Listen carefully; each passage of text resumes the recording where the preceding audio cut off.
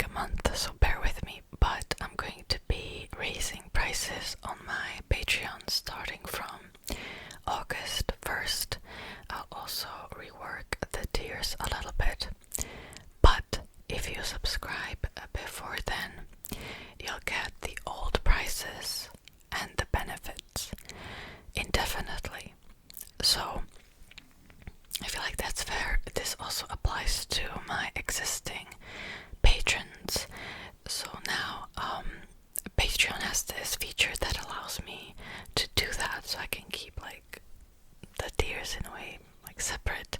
So if you have been on the verge of maybe, thinking about subscribing to my Patreon or something, now is your chance before I will raise the prices. Like I said, you'll get the old prices until I think, let's say July 30th would be the last day when you can subscribe to the old prices.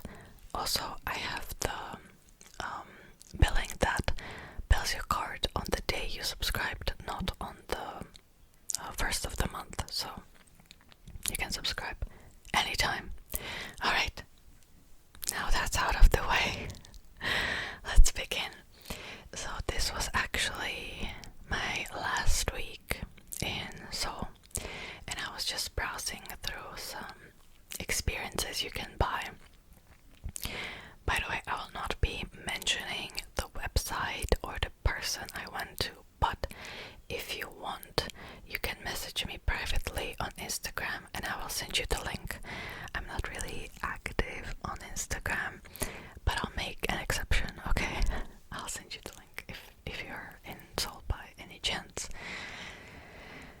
And okay, so I was browsing and I found this service that's in English, which is the Korean fortune telling, more like Eastern fortune telling. In Korean it's called Saju, aka Four Pillars of Seoul. And this fortune telling is not like Western tarot, for example, because it's based on your date of birth, including the hour. So I was really interested in this. It doesn't really matter if you believe in it or not. Like, I just wanted to have that experience, and I'm really glad that I went because it was just fun. It was great, okay, all together. So I had to travel across Seoul because I was in a location that was far away. I went online. I don't know the number, but it was the Orange Line, which is pretty old. It's the line where there's also like some of the old palaces. It was so crowded, and this is random information that's unnecessary. I don't know why I'm telling you this, but I've met my fortune teller at a subway station, and she bought me some tea. So she asked, what do you want to drink during this session? Because we went to this building where they didn't sell like anything. So I asked for green tea. I had no idea what I wanted, and I thought that the tea is like less expensive, so I wouldn't feel as bad, And she was so like energetic, and I don't know how to describe her. She was just like very happy and energetic and like so we got our tea, and then we went to this apartment building, to the lobby, and there used to be a cafe that is now abandoned. So there were just random chairs. Did I almost say random children? Random chairs and tables that were left over there after the cafe. So we sat down, and she asked me for my birth date, including my birth hour, as as well as my name, but the name is not important.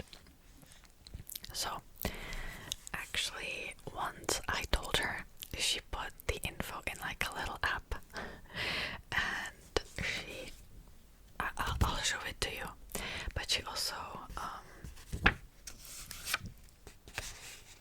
there's my name. I didn't even realize because I haven't looked at this paper before. Okay. Well, there's nothing like it's written in Korean. It's cute. Anyways, so she also copied the chart onto this paper, and if you can't read Korean, that's totally fine. I will explain everything exactly as I remember it. I also have my notes here, so we're all good. But before we got to the actual reading, she tried to explain to me how this fortune telling works, because I had no idea. I knew nothing about this, right? So she had this paper that actually here it's written in romanization, so in like English, yeah, the Korean words are written in English. And okay, let's start here. So there are 5 elements that you can have in your chart. There is tree or wood. I've heard most people call it wood, but here it's named tree, but it's the same thing, okay? Tree, water, metal, earth, and fire. And sometimes, and here is the chart. So you're starting off right here. This is your birth, your early adult years, later adult years, and the end of your life. As you can see here, this means success. This means like your social mask. I'll get to that, okay? So you start off from right to left, okay? And sometimes, okay, so you would have 2 elements above each other that are signifying one part of your life, and sometimes you could have elements that are complementing each other, or elements that go against each other completely. And okay, so you have 5 elements, but then you can have 2 variations. So normally, from what I understood, people describe it as yang or yin energy. Yang is the light, vibrant, positive energy, and yin is the dark, passive energy, more like negative. So that's here. Here you can see that there's plus positive quantity or minus negative quality. When she was telling me about my fortune, she was only using the words positive or negative just so I would understand it better, because if she would tell me, oh, like this is young energy, this is yin, I'll be like, oh, I don't know like what this is. So I'm also going to say positive and negative in this video just so it would be clear, okay? And the 5 elements represent 5, I don't even know what to call it, concepts. So tree or wood represents beginning, fire represents process, earth background, metal result, and water recovery. And then there's like it splits into like 2. It's like plus, minus, and it depends like what you get. Alright. I hope you understood what I'm trying to say here. Let's begin. So, I'll look for my chart because I'm going to need it. Just, I would like remember what she said, because it's been like 2 months since then. It's been some time. Alright.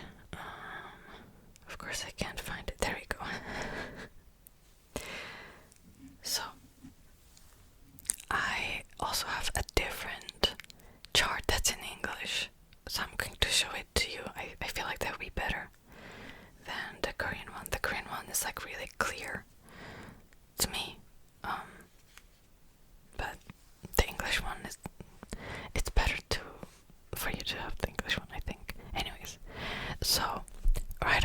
she said, you have no wood, no tree in your chart. And I feel like it's pretty normal, or maybe a rule, I don't know exactly, for people to have a element missing in their chart, and that describes their personality. So I have wood missing. So if you remember, that was beginning. So she said that it's very hard for me to start something on my own, that I always need like an outside push from somebody or outside support. And I feel like unfortunately that's true. Like very rarely would I start something like out of the blue. I feel like I always need like a sign from the universe, or somebody like tells something and that inspires me to do something, you know? Yeah. And she also said that I have no grounding, and I also have quite a lot of water in my chart, and that means that I tend to flow from one idea to the next, but I'm also selfless, like a selfless person, and so I tend to look for selfish partners, and just so they would provide that like grounding. As soon as she said that, I was like, that's the story of my life. Because here's the thing, I felt in the past that people like that can teach me a lot of things, or more like we can learn from each other, you know, opposites attract, well, whatever. And it might sound good in the beginning, but over time it piles up, and let's just say I've learned my lesson. I am not looking for selfish partners anymore, okay? No more. No more. I've learned my lesson. Okay. So then we actually got to the chart, like really, like from start to finish. So first thing she said, oh, you must have tons of conflicts with your parents, because the bottom, that's my ancestors, my parents, and that's negative water. But you are born as positive fire, so it's like completely opposite.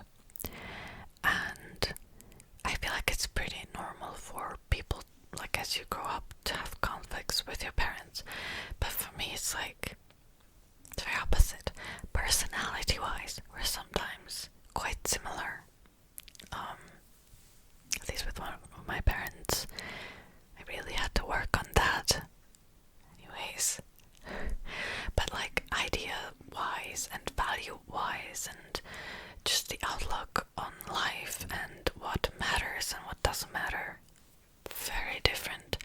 And so when it comes to important stuff, we clash a lot.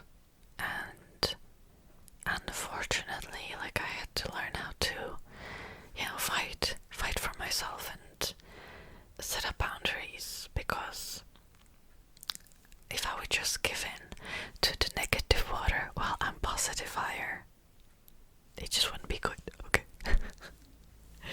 Alright, and that's one thing. And then she said, positive fire, if you're born with that, it means that you're born with a lot of skill, a lot of talent. You were just born with a lot, okay? So I think that's it for the first part. Then we went to the second one. Actually, she was just like, wow, you have two positive fires next to each other in the beginning and in the early, like, adult years, which is now for me, right? That means, I kid you not, I'm not making this up, okay? She said that means that you're destined to be famous. And then she said, oh, maybe it could also mean that you would be known in your social circle, but I don't think that's it. That's like how she said it, and to be fair, I don't think that's it either, because I'm not very popular in my social setting. I'm not. I'm quite introverted, and I would say yeah, I'm quite of a closed off person too. Let me tell you, I'm not very popular in my social circle, but regardless, she was just saying that, positifiers means talent, skill, and when it's combined with positive metal, so that's on the bottom, she told me that right now you're just waiting for somebody, because you cannot do anything on your own. Do you remember what I told you before? You're waiting for an opportunity or for somebody to come in that would recognize it. And yeah, she said, oh, you just need to discover your talent, your skills, which I kind of know what that would be. I'm not gonna go into that. Anyways, it can mean a lot of different things. It can also mean doing YouTube. There's tons of different possibilities. Okay, we'll just have to wait and see. All right. Oh, and she said that this could also mean that when I'm in a relationship, I also seek out attention from others, which then she said, oh, I don't really believe that though. And I'm not like that at all, because I know for a fact if I like someone, I cannot even tell if other people are attractive or not. I'm so loyal, like those cringy Wattpad mafia boyfriends who are just I don't see nobody else but you. I'm like that, literally, in real life. I cannot tell. I don't care about anyone else. And we'll actually get to that. I think that it was explained. It's in my chart later on. We just kind of those two things in a way clash. But oh, and she said that I seek validation from others. No happiness, no validation comes from within me. I always need that outside confirmation, which is not really a good thing. And I feel like most people are like that. But for me, it's just I have no chance of being validated by myself. I'm telling you the positive and the negatives, And by the way, if you remember correctly, this was success, right? So the metal and the fire combined, basically what it means is that my entire success depends on another person. Isn't that wonderful? Great. Because this is basically how successful you'll be in life. There you go.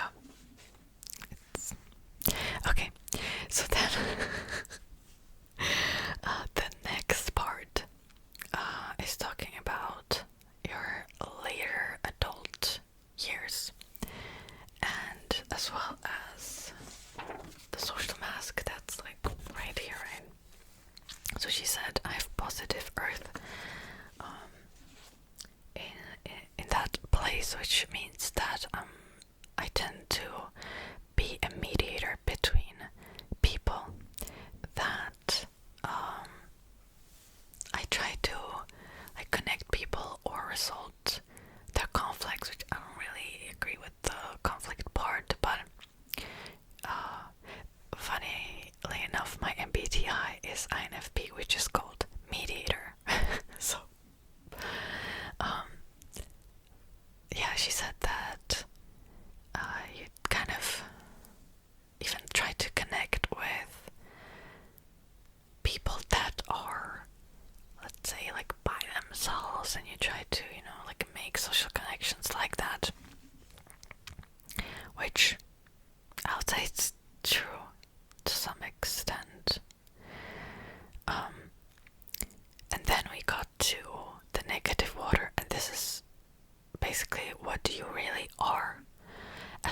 says what kind of partner in marriage, what kind of partner you're looking for in marriage.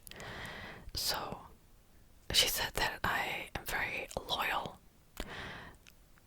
I tend to be very picky when it comes to my partners, that I don't really care about like casual dating or like flings, which is true.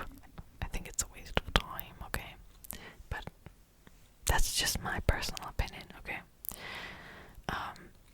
And that it's hard for me to fall in love, which is true as well.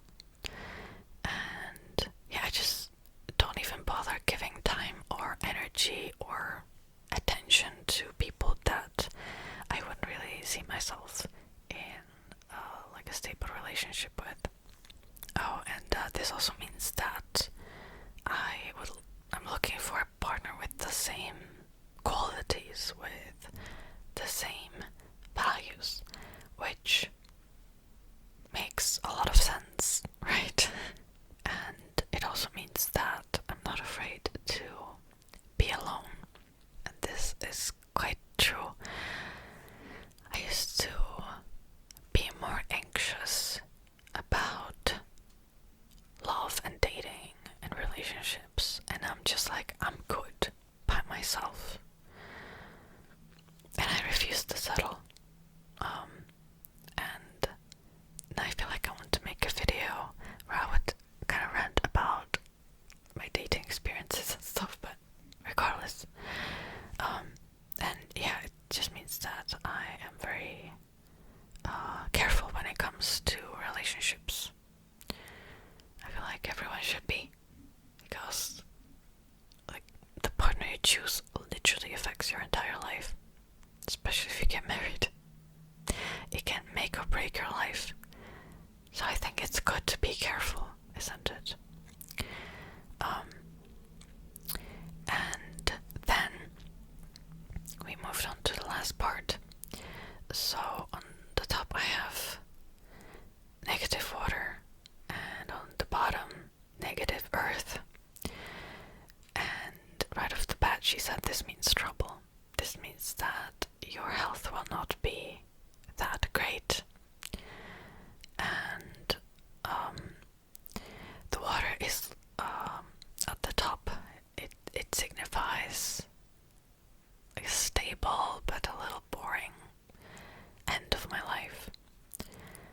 And the earth, the negative earth, means trouble. It means issues. It can mean legal issues, arguments over inheritances, and just trouble. So that was it for this chart. But then she pulled out these cards that are relating to the chart. And wait a minute, I have them right here.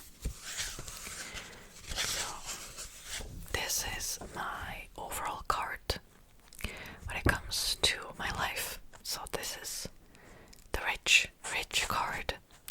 So this signifies a lot of abundance. She said that I don't necessarily chase money, but it comes naturally to me. It also means that I have a potential to rise in social hierarchy or status, class. So that's like the overall card. There are 4 cards in total. My birth had the noble card, so this means that I was born into a lot of abundance. I had everything I wanted, which I feel like is true. This is the middle of my life, and this is wonder, and this is not necessarily like a good card. She told me that the ancestors, like when because this is historical, this wasn't seen as like a positive card, because if you travel a lot you have no home and you're spending a lot of money, you're spending your resources on traveling,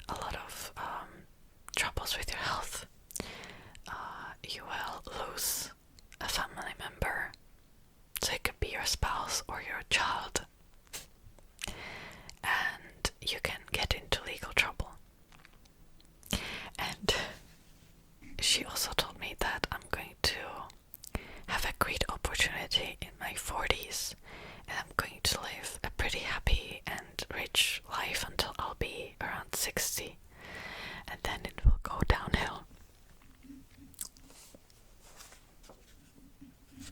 She also said that my fortune is pretty good.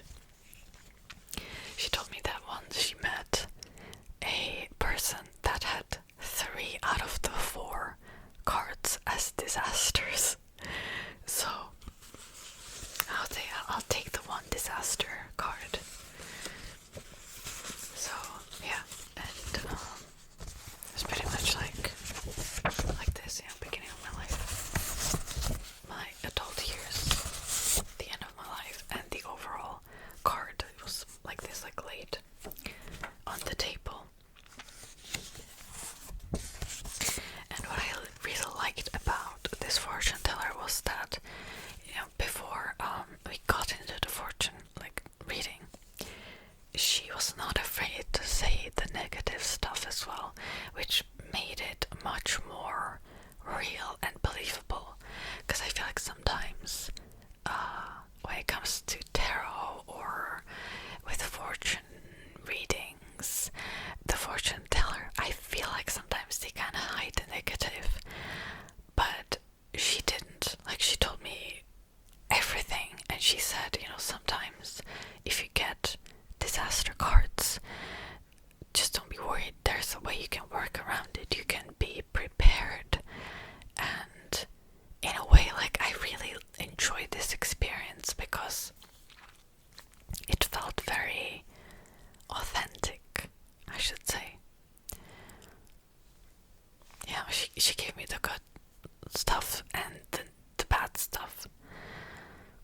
So I really, just overall, I feel like I've said this before, but it was a good experience. It was definitely something different, but very memorable. It will be one of my most memorable memories from my trip to Seoul. Actually, this fortune reading is very popular in Korea, and oftentimes people just go to fortune tellers maybe before they want to make a big change, big move, if they want to change jobs, and they ask about the timing, is it aligning with the chart, is this good, is this not good. So I think that's interesting, and I know that it's very popular because I remember when I was walking around Hongdae, I would see these signs everywhere with fortune reading, but I wanted to book a service in English because I cannot speak Korean that well. I wouldn't understand probably, that well. So yeah, that will be it for today's video. I hope you have enjoyed it. I feel like I've spilled some tea today on myself a little bit. So yeah, thank you so much for tuning in. If you want to, you can check out my Patreon. I promise you, July will be fun, okay? I always let my patrons vote for what they want to see next.